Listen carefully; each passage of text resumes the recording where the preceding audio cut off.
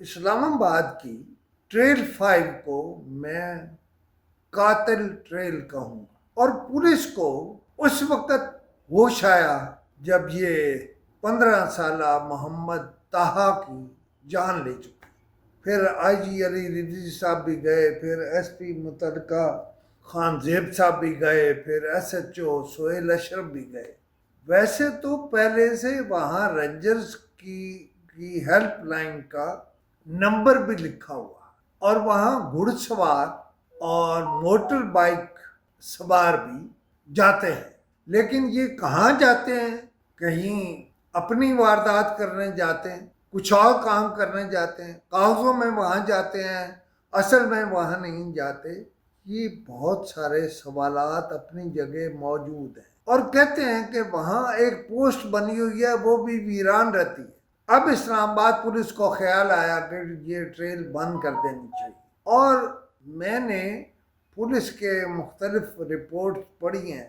ان میں پولیس کہتی ہے کہ وہاں ایک بہت خطرناک گھاٹی ہے اور محمد طہا اس سے گرا ہے۔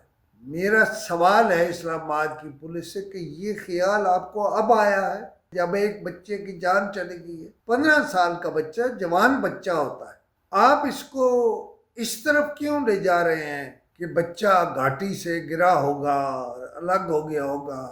اس کو وائنڈ اپ کیوں کر رہے ہیں؟ اس کو آپ قتل کیوں نہیں سمجھتے؟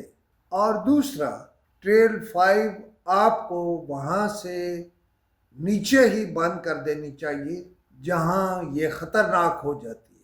اگر اتنی حفاظت ہے کہ گھوڑوں والی پولیس ہے، موٹر سائیکلوں والی پولیس ہے، وہاں چیک پوسٹ بھی ہے، وہاں پتہ نہیں اور کیا، اور رینجرز بھی ہے، لیکن بچہ تو چلا گیا، اس دنیا سے چلا گیا۔ وہ اپنی ماں کا بیٹا تھا، چلا گیا وہ۔ آپ کو کیا ہے؟ آپ تو 2 دن اخبارات میں یا چینلز پہ بیان بازی کریں گے اور قصہ ٹھپ کریں گے، اور یہی کیا کہ بڑی خطرناک گھٹی تھی، اس سے گر گیا تھا اور اس کا گرنا جان لیوا ثابت ہوا۔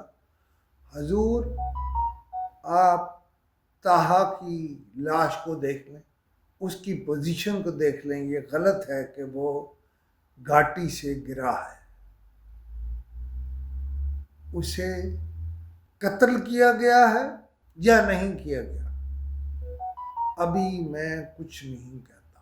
پولیس کی تفتیش پہ بھی اثر انداز نہیں ہوتا، لیکن اس پہ ہمارے جناب محمد ایاز صاحب نے کام کیا ہے اور کر رہے ہیں، اور ہماری ٹیم اس کی تہہ تک پہنچے گی، اور ہم آپ کو بتائیں گے کہ ٹریل 5 محمد طہا کو کیسے کھا گئی۔